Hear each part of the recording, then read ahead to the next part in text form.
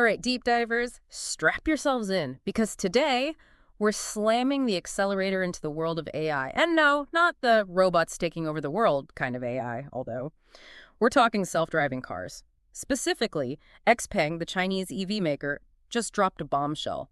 They're calling their new P7 Plus sedan the world's first AI car. Whoa. Yeah, I know, right? Bold statement.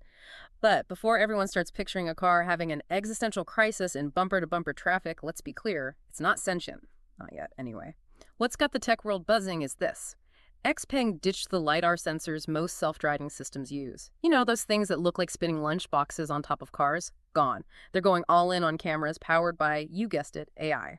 So like Tesla, but even more radical. Exactly. That's the big question. Is this a game changer or just a clever marketing ploy? We've got a mountain of articles about this, so we're going to break it all down, separate the hype from the truly groundbreaking. And to help us navigate this AI-powered highway, we've got our resident expert riding shotgun. Happy to be here. All right, so first things first. For those of us who don't obsessively track every twist and turn in the EV market, give us the lowdown on XPeng. Who are they and why should we care about their AI gamble? Okay, so XPeng. They're already a big deal in China, which is like the Wild West of electric vehicles right now. Tons of innovation, fierce competition, the whole shebang. Because they're not messing around. Nope. And they've already made a name for themselves with their tech, especially when it comes to driver assistance features. But here's the kicker. They're not content with just conquering China. They're expanding into Europe, too. Ambitious. So this AI move, it's about more than just one car. It's about shaking up the entire industry. Exactly. This is a power move. They want to be major players on the global stage. High stakes. Okay, let's dive into the tech itself. The P7 Plus uses something called the Eagle Eye system, which, as we said, ditches the LiDAR and relies entirely on cameras. So, for anyone new to the world of self-driving cars, LiDAR is basically like radar, but with lasers. It creates super detailed 3D maps of the car's surroundings. Sounds pretty awesome, right? So why get rid of it? Is XPeng's vision really that much better? That's the million-dollar question, and it cuts to the heart of why this is such a gamble. See, LiDAR is great at mapping, but cameras? Cameras are better at recognizing objects. Like telling the difference between a pedestrian and a fire hydrant, not just seeing an obstacle. Exactly. Plus, cameras are way cheaper to produce. Like, way cheaper. Ah, so cost is a major factor here. Huge. If XPeng can pull this off a purely vision-based system that's as safe and reliable as LiDAR, it could dramatically lower the price of self-driving tech.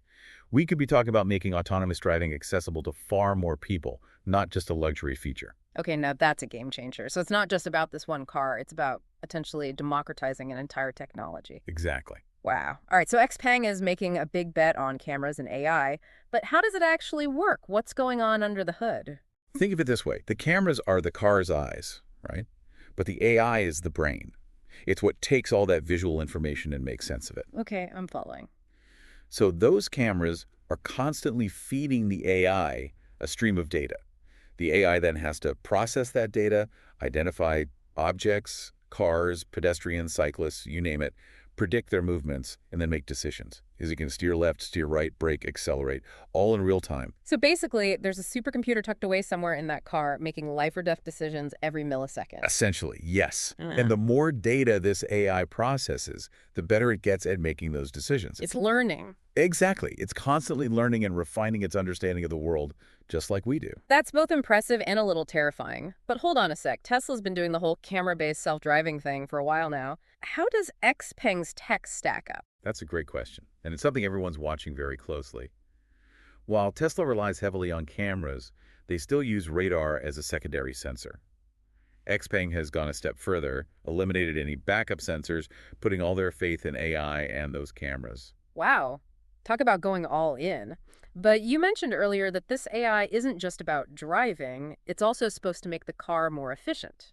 It sounds like we're about to enter a whole new dimension of this deep dive. Oh yeah, this is where things get really interesting.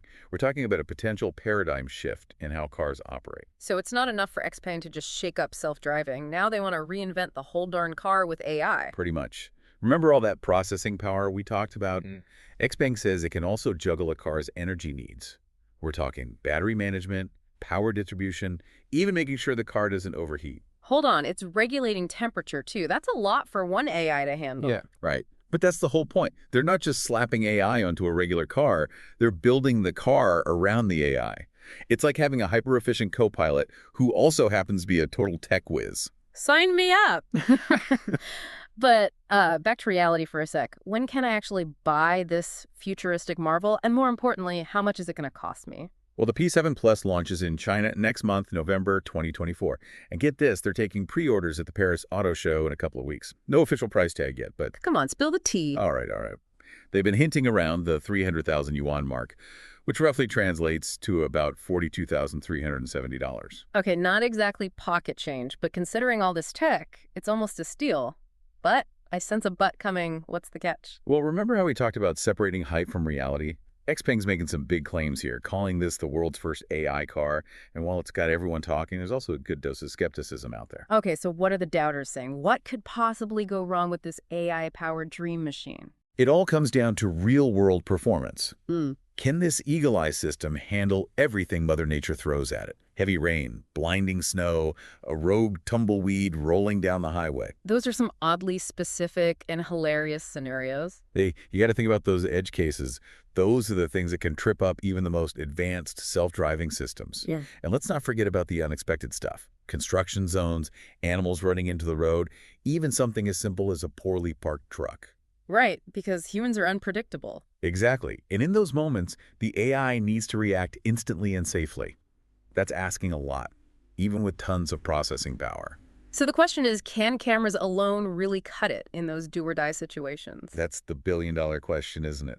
And there are definitely differing opinions. Some experts believe that with the rapid advancements in AI processing power, purely vision-based systems will eventually surpass LiDAR in capability. So it's like a race against time. AI is catching up, but is it there yet? Exactly. And that's the gamble XPeng is taking.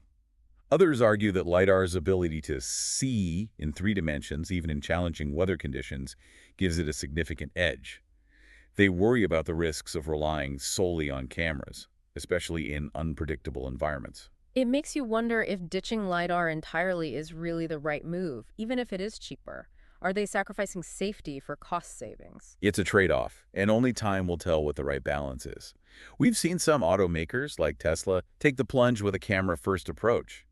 But even they've faced challenges. Oh, right. Tesla has had its fair share of autopilot hiccups, haven't they? Absolutely. There have been accidents, lawsuits, and even regulatory investigations into Tesla's self-driving tech. It's a stark reminder that even with all the hype and advancements in AI, achieving truly safe and reliable autonomous driving is incredibly difficult. It's a good reality check. These systems are still in their infancy, and we can't just assume they'll work perfectly in every situation. But I'm curious, are there any specific challenges when it comes to processing vast amounts of visual data in real time? I mean, we're talking about a constant stream of information. Absolutely. Processing that much visual data requires enormous computing power and sophisticated algorithms. The system needs to be able to filter out irrelevant information, identify and track objects accurately, and make split-second decisions, all while minimizing latency. It's like the AI equivalent of multitasking on a level we can barely comprehend. It's a monumental task. Okay. And it's not just about processing power. The algorithms need to be incredibly robust and able to handle all sorts of variations and uncertainties in the real world. So while the potential of a purely vision-based system is huge, it's clearly not a walk in the park. It sounds like XPeng is really pushing the boundaries of what's possible. And that's what makes this development so fascinating to watch. Yeah. Whether or not XPeng's gamble pays off, it's pushing the entire industry forward and forcing everyone to up their game. It's like they're shaking up the status quo, which can be a good thing for innovation. But with all this talk about self-driving cars and AI making decisions, it's hard not to think about the ethical implications. Absolutely. And that's a whole other layer of complexity to this deep dive. Ethical implications, that's where things get really interesting and maybe a little bit unnerving. It's the double-edged sword of technology, right? Mm. On one hand, safer roads, greater accessibility, increased efficiency. Right. But on the other hand, we're talking about machines making decisions that impact human lives. And we haven't even fully figured out the ethics of AI in other areas, let alone something as complex as driving. Exactly. And the stakes are huge. We're talking about a machine controlling tons of metal at high speeds. It raises all sorts of questions about liability, accountability, even moral judgment. Yeah, like who's responsible when an AI-powered car makes a mistake? Is it the driver, even if they weren't really in control? The manufacturer? The software developer? Those are the million-dollar questions, and there aren't any easy answers. It's uncharted territory, legally and ethically. We're basically writing the rule book as we go. Which is why we need to be having these conversations now, not after something goes wrong.